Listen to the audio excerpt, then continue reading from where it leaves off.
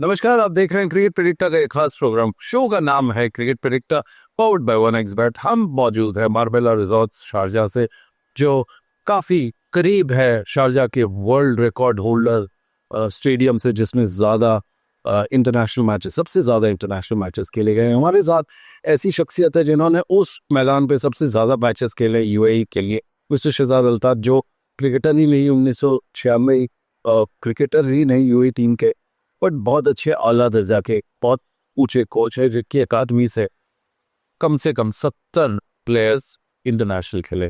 शहजाद साहब, आज आप जो सुबह उठ के आपने मंजर देखा हिंदुस्तान का, आपको लगता था कि ये इतनी बुरी तरह शिकस्त होगी? नहीं नहीं, मैं हमेशा मैच देखता हूँ आज सुबह जो टीम से देर हो गई। जब देर हुई तो हाईलाइट चली थी, तो फर्स्ट इनिंग्स की हाईलाइट चली, तो मैं समझा ये शायद सेकंड इनिंग्स की हाईलाइट्स चल रही है। तो उसमें इंडिया ने बड़ी अच्छी बॉलिंग की फर्स्ट इनिंग्स में, और जिसकी वजह से इंडिया जो है मैच में वापस आ गया था। इंडिया ये मैच जीत सकता था, लेकिन जब उनके बैट्समैनों ने वहाँ पे जो बैटिंग इतनी अच्छी बैटिंग नहीं की, लेकिन उनको वहाँ पे एटलीस्ट 250 to 60 रन करते तो शायद ये इंडिया मैच जीत जाता। लेकिन जो इंडिया ने जो बॉलर्स खिलाए हैं उनका बुमराह, वो एक बहुत बड़ा इसे लगता है कि बुमराह जो फिट नहीं थे, खेले नहीं, और वो दो स्पिनर्स के साथ खेले। लेकिन जो दो स्पिनर के डिडेरा तो ठीक थे, वाशिंगटन को इन्होंने खिलाया सिर्फ अगर एज ए बैट्समैन, तो वो सही चॉइस नहीं थी, उसकी जगह इन पे एक बैट्समैन खिलाना चाहिए। या कहीं आप देखिए, अगर दो स्पिनर खेले, उन्होंने सिर्फ दो स्पिनरों ने पूरे मैच में 3 ओवर किए, आपको लगता है ये चीज हिंदुस्तान को खली है कि आप दो स्पिनर भी खिलाओ और उनसे सिर्फ 3 ओवर को? और वाशिंगटन सुंदर का ओवर 3 के मैच के आखिरी उसमें, तो इसका मतलब है जाहिर सी बात है कि उसको एज आपने ओपनर खिलाया, एज अ बैटर खिलाया। बिल्कुल, अगर आप बॉलिंग देखते तो ऐसे लगता है जैसे वो एज ए बैट्समैन खेल रहा है, लेकिन अगर वाशिंगटन देखा जाए, उसने बहुत अच्छी बॉलिंग की थी पिछले मैचों में जो न्यूजीलैंड के खिलाफ, और बैटिंग भी वो ठीक करता है, लेकिन उसको एज ए बैट्समैन आप नहीं खिला सकते। अगर आपने उसको खिलाया था तो वो आपको बॉलिंग देनी चाहिए थी, ताकि उसका आप यूटिलाइज करते, तो उसको उनका बिल्कुल यूटिलाइज नहीं हुआ इस मैच में। पर सर, आपको कहीं से ये लगा कि सिटी पिच, जो हमेशा एक स्लो पिच, लंबे मैचेस और लंबे स्कोर्स उस पर खेले गए, 700 रन का इंडिया का 20 साल पहले का रिकॉर्ड दर्ज है, जहाँ राहुल द्रविड़ और पीवीएस लक्ष्मण ने, एक ने डबल सेंचुरी, एक ने 178 रन स्कोर किए थे, वो स्ट्रिप एकदम से हरी खास, आपको ऐसा नहीं लगा कि ये एकदम से चौंका दिया था हिंदुस्तान? नहीं, आप देखिए, अगर आप इंडिया की बैटिंग में बात करें, इंडिया की बैटिंग बहुत स्ट्रॉन्ग बैटिंग है शुरू से देखें। आप कितने भी मैच देखें, उनकी बैटिंग अच्छी है, इसलिए ऑस्ट्रेलिया ने वहाँ पे बैटिंग पिचेस बनाई नहीं, उन्होंने टोटली फास्ट पिचेस और जो सीमर्स के लिए पिचेस बनाई थी। अगर आप देखा जाए तो जो उनकी बॉल अनइवन बॉक्स भी हो रहे थे, को पीछे से बहुत मुश्किल हो रहा था बैट्समैन को खेलने के लिए, जिसकी वजह से इंडिया की टीम पूरे यानी सीरीज में स्ट्रगल करी थी बैटिंग के लिए। सिर्फ एक्सेप्ट अगर देखा जाए तो ऑस्ट्रेलिया भी स्ट्रगल कर रहा था, ऐसा नहीं कि ऑस्ट्रेलिया बुमराह को वो खेल ही नहीं पा रहे थे। बुमराह ने पूरे मैच में बड़ी अच्छी बॉलिंग की। अगर आपका जो लास्ट मैच अगर आप इंडिया जीत जाता, तो आई थिंक आपको ये बातें करनी नहीं पड़ती। जी बिल्कुल बिल्कुल नहीं करनी पड़ती, क्योंकि शो का नाम है क्रिकेट प्रेडिक्टर। हम जानते हैं स्टैट्स के ऊपर, और जो आपकी स्क्रीन पे देखे जा रहे हैं स्टैट्स, उस पर आप देखिए, अगर पहली बार हुआ है इतने सालों में कि हिंदुस्तान के batsman could not cross 2000 mark का रन, ऋषभ पंत के अलावा किसी और बल्लेबाज ने 50 रन नहीं बनाए। वंस अगेन टॉप ऑर्डर बहुत ही जल्दी निकल गया, specially the top 5, and India ने कोई 50 रन की पार्टनरशिप नहीं की। तो अल्ताफ साहब, अगर आप इसकी बात देखिए, जिस तरह से बैटिंग की पार्टनरशिप है, टेस्ट मैच पार्टनरशिप्स पे जीते जाते हैं, और बॉलिंग के हिसाब से, बॉलिंग के हिसाब से आपका खामियाजा था कि सिर्फ जसप्रीत बुमराह थे, उनका कोई दूसरा सपोर्ट नहीं था, और बैटिंग में तो मुझे लगता है कोई, आपका क्या रेट जीडी है उसके पर? देखिए, बैटिंग जो है ना, अगर आप देखा जाए पूरे सीरीज में, मैं तो कोहली ने 100 मारे पूरी सीरीज के अंदर जी। उसने हमारे जो आपका ओपनर है जसवाल, उसने आई थिंक उसने बहुत ही अच्छी बैटिंग की, ऐसी फिक्सिस को ऊपर शुरू से लेके आगे तक, तो मैंने बहुत ही अच्छी बैटिंग की है। लास्ट मैच में भी वो अच्छा खेल रहे थे, लेकिन सडनली जब से उन्होंने जो विकेट है, ऑस्ट्रेलिया ने विकेट ही ऐसी मारी थी कि वो आपको फास्ट बॉलर्स को हेल्प कर रही थी। और इंडिया की जो पिचेस, अब इंडिया में आप खेलते हो तो इंडिया में आपको ऐसी पिचेस नहीं मिलती। ये हर जगह करना, ये एक दस्तूर है, अगर जहाँ जा रहे हो वहाँ की पिचेस के बारे में पहले आप प्रैक्टिस करें, अरे सत्तर में। सर, आपने कहा ये दस्तूर तो है कि काफी तरीके से एक तैयारी होती है, specially in border Gavaskar trophy, जो हिंदुस्तान ने 10 साल से कभी हारी नहीं है, तो उनके पास सारी ये पिचेस होती हैं सर, अलग अलग मुख्तलिफ पिचेस होती हैं, अलग अलग स्ट्रिप्स होती हैं। तो क्या लगता है इन्होंने इतनी हरी पे प्रैक्टिस करना इन्होंने ठीक नहीं समझा, या क्योंकि कुछ प्लेयर्स अवेलेबल नहीं थे, वनडे से आए थे, अलग अलग टूर्नामेंट से खेल रहे थे, तो आपको लगा बैटिंग की प्रैक्टिस थोड़ी कम रहेगी? नहीं, आप देखिए जो आज तक जो क्रिकेट हो रही है ना, बहुत ज़्यादा क्रिकेट हो रही है। टी ट्वेंटी वन में अगर आप शुरू से आप जितने भी टेस्ट मैचेस इतने 3 दिन में 4 दिन में उनका मैचेस का फैसला हो रहा है, हर मैचेस का। Because of the this T20 cricket की वजह से ये जो टेस्ट मैच जो क्रिकेट है ना, और इसको इतना आप इंजॉय नहीं कर रहे। अगर देखा जाए तो ये एक क्रिकेट है जिसमें हम लोग बैठ के एंजॉय करते हैं, बैट्समैन की कैपेसिटी का पता चलता है। अगर आपको ज़्यादा T20 और वनडे क्रिकेट खेलेंगे तो टेस्ट मैचेस का आपका मैच आगे आने वाले दिनों में हमेशा कम होता रहेगा। आपने बहुत अच्छी बात की, T20 हो गई, उसका खामियाजा जो बैटिंग के हमारे स्कोर कार्ड पे दिख रहा है कि बातें भी इनके लिए पूरे मैच में एक भी बड़ी पार्टनरशिप ना होने का भारी पड़ा है। क्यों पड़ा? क्योंकि पहली अगर आप विकेट देखें, चौथे ओवर में ही, 5वें ओवर में ही हमारी निकल गई। यशस्वी जायसवाल 17 रन जब हिंदुस्तान का स्कोर था, और अपनी स्क्रीन पे देख रहे हैं ये आंकड़े, 17 पे 2 यशस्वी जायसवाल जब आउट हुए, और 57 पे तीसरी विकेट शुभमन गिल आउट हुए, 72 पे चौथी, 120 पे 5वीं विकेट चली गई ऋषभ पंत के आउट होना, जो एक बहुत बड़ा टर्निंग पॉइंट था। 120 रन पे छठी विकेट ली है नीतीश रेड्डी की, 134 पे रविंद्र जडेजा आउट हुए, 148 पे वॉशिंगटन सुंदर, और 168 पे प्रसिद्ध कृष्णा। और आखिरी विकेट जो हिंदुस्तान की गई है पहली बारी में, वो 185 पे 10वीं विकेट जसप्रीत बुमराह की, जिन्होंने काफी बैट से भी अच्छा कंट्रीब्यूट किया। लास्ट के 10, 15, 20 रन अगर आप करें तो वही एक डिफरेंस होता है। बाकी अगर दूसरी बारी की विकेट देखें, आप अपनी स्क्रीन पे देखिए, 42 रन पे पहली विकेट केएल राहुल की, जो बहुत अच्छी ओवर खेल रहे थे बैटिंग। 7वें ओवर के अंदर, 8वें ओवर के अंदर 7.3 पे 47 रन पे दूसरी विकेट थे। 42, 47, 59, 78, 124 पे 5वीं ऋषभ पंत आउट हुई। ये बहुत बड़ी प्रॉब्लम थी। एक बात और भी प्रॉब्लम रही है ऋषभ पंत की कि वो 20 ओवर के अंदर काफी आते हैं। सर आपको लगता है जब एक बैट्समैन मिडिल ऑर्डर या लोअर ऑर्डर आप बात करें, वो 20 ओवर के अंदर आ जाए तो काफी तकलीफ होती है? आप अगर आप देखें ना, इंडिया ने जो बैटिंग शुरू की ना, जब ओपनिंग पार्टनरशिप 47 रन के उन्होंने पार्टनरशिप कर चुके थे, आई थिंक 42, 47। उसके अगर वो जब देखा जाए क्या जो राहुल आउट हुए हैं, वो बहुत ही अच्छी बॉल थी तो उनको अंदर आई, उस पर कैमरे से जो वो बोल्ड हो गए। लेकिन उसके बाद भी अगर देखा जाए, आप 47 रन हो जाते तो बॉल थोड़ा सा पुराना भी हो जाता है।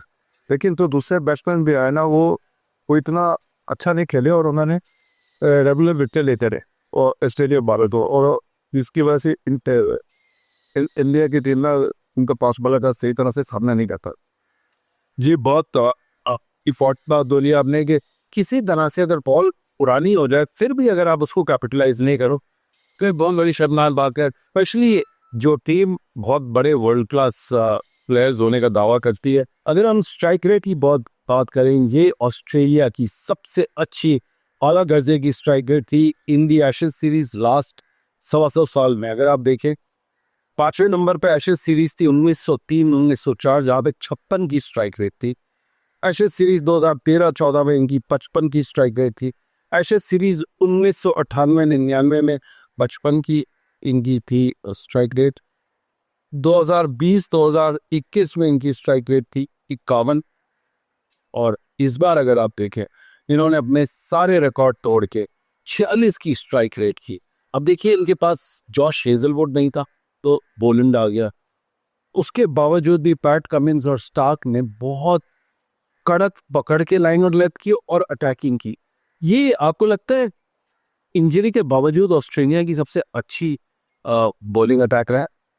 अगर आप देखा जाता है, ऑस्ट्रेलिया ने हमेशा अच्छे बॉलर्स दिए, फास्ट बॉलर हमेशा वो खेलते फास्ट बॉलर से रहे हैं। अगर आप उनका थ्रू और देखें ना, वो इंडिया भी आते हैं, पाकिस्तान भी आते हैं जी, तो 1-2 स्पिनर से आते हैं। वो भी इसलिए आते हैं कि यार वहाँ पे स्पिन देते होंगी तो वो लेके आते हैं। नहीं तो अगर उनका पता है वहाँ पे फास्ट स्पिनर्स है, वो उनको भी नहीं लेके आए स्पिनर्स को।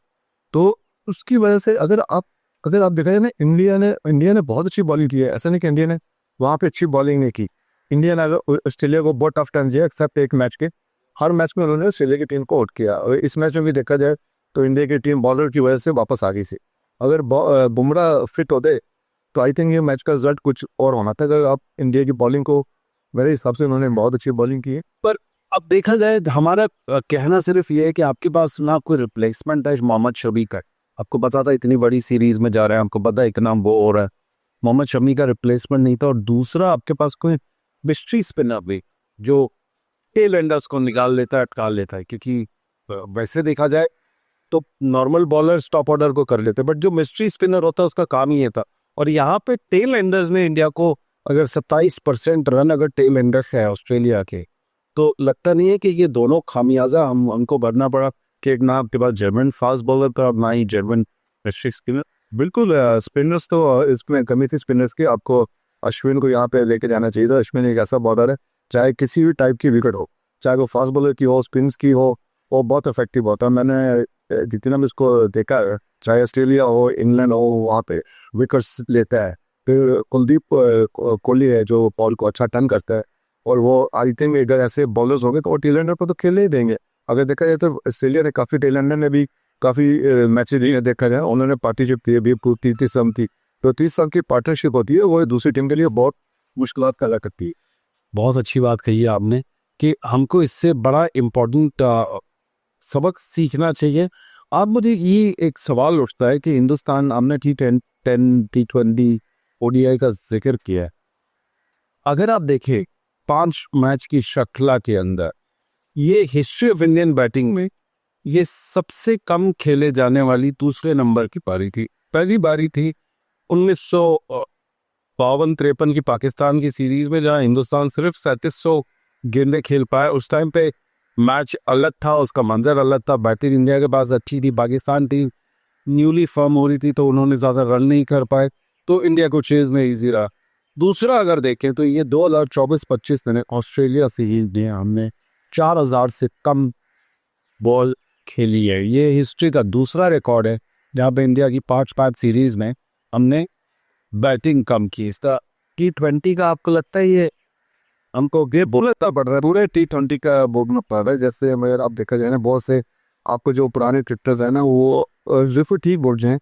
ये T20 की जो क्रिकेट टीम अलहदा होनी चाहिए, जो 50 की अलहदा होना चाहिए, और टेस्ट मैच की अलहदा होनी चाहिए। वो इसलिए बोलते हैं कि T20 के जो, अगर आप देखते हो T20 की क्रिकेट, अगर आप देखें ना, रिवर्स भी मारते हैं, उल्टी शॉट्स मारते हैं। जो कि टेस्ट मैच में भी अभी आप देखा जाए तो इन्होंने ये शॉट शुरू कर दिए।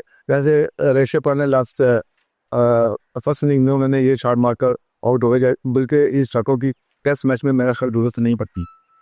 बिल्कुल नहीं पड़ती। और एक और रिकॉर्ड इन्होंने बनाए, एक कई ज़्यादा रिकॉर्ड्स बनाए जो सीधा उंगली कोचिंग स्टाफ पे, कोचिंग लोगों पे, कोचेस पे उठाता है। अगर मैं कुछ इंपॉर्टेंट फैक्ट्स इसमें से पढ़ लूँ कि 27 साल बाद हिंदुस्तान ने बायलैटरल ODI सीरीज श्रीलंका के अगेंस्ट हारी है। ये कब से दर्शाता है? जब से गौतम गंभीर ने अपनी कोचिंग संभाली है इस साल के अंदर। For the first time 30 wicket lost किए 3 मैच ODI सीरीज में। After 45 years India remain winless. Calendar year में पूरी ODI में इन्होंने कोई जीत हासिल नहीं की। 36 साल में इन्होंने एक पहली सीरीज हारी है न्यूजीलैंड के साथ। और अगर आप देखें 19 साल में पहली बार इन्होंने चिन्नास्वामी स्टेडियम में लूज किया है। पहली बार जिंदगी में इन्होंने 50 से कम रन हिंदुस्तान की जमीन पे इन्होंने लूज किए न्यूजीलैंड के against. Test series against New Zealand at home पहली बार हारे हैं। 12 साल बाद लॉस्ट एट होम सीरीज, 12 साल बाद back to back home series, 12 साल बाद इन्होंने वानखेड़े स्टेडियम में हारा। और जैसे आपके स्क्रीन पे देखे जा रहे हैं ये मुख्तलिफ रिकॉर्ड्स इन्होंने जो नहीं कायम करने थे वो इस कोचिंग स्टाफ ने किया। आपको लगता है ये कोचिंग स्टाफ इधर IPL का है और टेस्ट मैच? नहीं, शायद ऐसा कुछ नहीं है। गौतम गंभीर अच्छा है, कोच है।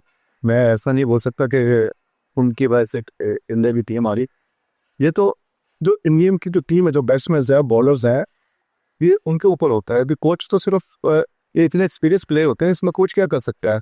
कोच का सिर्फ एक ही काम होता है कि इनको वो बताता है कि आपको कैसे जाके खेलना है, आपको अनीस कैसे बिल्ड करनी है, T20 में, टेस्ट मैच में कैसे खेलना है। तो ये कोच के ऊपर ही होता है जो उनको बताता है। लेकिन ये बैट्समैन पर अप्लाई करना होता है कि हमें कैसे अपनी विकेट सेव करनी है। अभी आप इतने बड़े बड़े बैट्समैन हो, विराट कोहली और ये वो सब, जो अब देखा जाए गौतम गंभीर, वो इनके साथ भी खेल चुके हैं, जी बिल्कुल। बिल्कुल खेल चुके हैं, तो इसकी वजह से थोड़ा सा उनको टाइम लगेगा एडजस्ट होने में, लेकिन मेरे हिसाब से कि वो अच्छा कोच है और आई थिंक वो थोड़े दिनों में, आने वाले दिनों में वो अपनी टीम को संभाल लेंगे। तो मेरे ख्याल से आपको लगता है कि जहां पे ओपनिंग स्टैंड्स चाहिए, हमको एक अश्विन का रिप्लेसमेंट चाहिए, हो सकता है रोहित शर्मा का रिप्लेसमेंट चाहिए, उसी हिसाब से हमको थोड़ा थोड़ा टाइम सब्र चाहिए कि ये top order, middle order, spinner, keeper और फास्ट बॉलर डिपार्टमेंट की जैसे जैसे कोच को भी टाइम देना चाहिए। बिल्कुल कोच को टाइम देना चाहिए। अभी तो आए ना, मेरा केस आप ट्रेने हुए, अब वो 6-7 महीने 2 सीरीज का, तो आप उसको नहीं कर सकते कि आप उनको निकाल देंगे। उनके लिए आपको टाइम देना पड़ेगा कोच को। और गौतम गंभीर मेरा हिसाब से अगर आने वाले में देना में अगर आप देखेंगे तो जैसे रोहित शर्मा के बारे में आपने बोला, मेरा ख्याल रोहित शर्मा को इस मैच में ड्रॉप नहीं करना चाहिए था, उसको कहना चाहिए था, अगर आप उसको पुनः क्रिकेट रिटायरमेंट देनी है तो ये मैच के बाद ऐसे सोच सकता था कि खेलने से टीम जीत भी जाती। जी, बहुत सारे इसके अंदर परमिटेशन, कॉम्बिनेशन, अटकलें लगाई जा सकती, बट ये सीरीज अब खत्म हो गई है। हिंदुस्तान अब जाके खेलेगी इंग्लैंड में, समर में, आपकी फेवरेट जगह पे, अगले 6-7 महीने बाद। आपको लगता है इस टेस्ट मैच की लाइनअप से वो टेस्ट मैच का लाइनअप अलग होगा? बहुत सारे प्लेयर्स चेंज हो जाएंगे। बिल्कुल सर, उसका जो है ना, अगर आप देखा जाए तो इंग्लैंड की जो पिचेस है, इंग्लैंड की पिचेस और सिलेक्ट पिचेस में काफ़ी फर्क है। इंग्लैंड में आपको स्लो पिचेस भी मिलेंगी, सीम मिलेगी, इतना ज़्यादा बाउंस नहीं मिलेगा आपको जैसा ऑस्ट्रेलिया में मिलता है। लेकिन अगर आप देखा जाए, अगर आप पीछे जाए तो इंडिया की टीम हमेशा इंग्लैंड में अच्छा खेली, और मुझे नहीं लगता कि अभी हर बार उसकी सीरीज ऐसा ही खेलेगी, लेकिन आई थिंक आने वाले दिनों में वो अच्छा शौक है। चलिए, ये थे हमारे साथ शहजाद अल्ताफ साहब, जो एक बहुत आला दर्जा की कोच है और फॉर्मर इंटरनेशनल वर्ल्ड कपर है। उन्होंने 1996 का वर्ल्ड कप किया था। हम इसी आशा के साथ, उम्मीद के साथ आगे बढ़ते हैं कि हो सकता है कि हिंदुस्तान इस लॉस से बहुत जल्दी रिकवर करेगा, क्योंकि आने वाले 6 महीनों में हिंदुस्तान जो बाज़ कोई टेस्ट मैच नहीं बचा, कोई टेस्ट सीरीज नहीं है। तब तक देखते हैं कितने हमारे प्लेयर्स रिटेन होते हैं, कितना स्टाफ हमारा रिटेन होता है। आप देखते रहिएगा, ये शो का नाम है क्रिकेट प्रेडिक्टर। मैं सुनील लश्कांगा और मैं शारजा यूएई से आपसे इजाज़त लेता हूँ और वादा करता हूँ कि अगली बार फिर हाजिर होऊंगा एक बहुत बड़े नाम के साथ और बहुत डिटेल्ड इनसाइट्स के साथ। शो देखते रहिए तब तक आप। अभी अब लौटते हैं ब्रेक के बाद।